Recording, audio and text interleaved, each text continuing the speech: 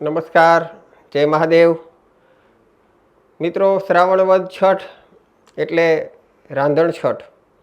રાંધણ છઠ એટલે એ સ્વતંત્ર તહેવાર નહીં, પરંતુ સાતમના ભાગનો જ એક તહેવાર છે.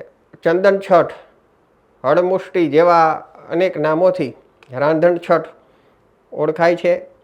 તે દિવસે માત્ર સંતાનવાળી સ્ત્રીઓ જ પોતાના બાળકોની લાંબા આયુષ્ય માટે આ વ્રત કરે છે.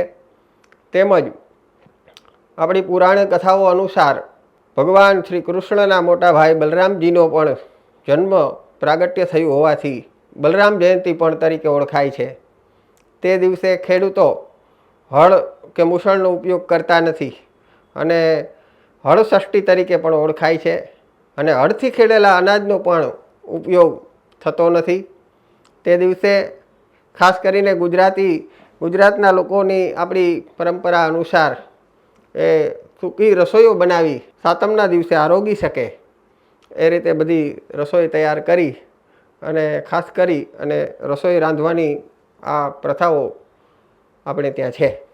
શ્રાવણ વદ છઠના દિવસે મુસળી અને બળદની પૂજા કરવામાં આવે છે. તેને ચંદ્ર છઠ અથવા તો બલરામ છઠ પણ કહેવામાં આવે છે.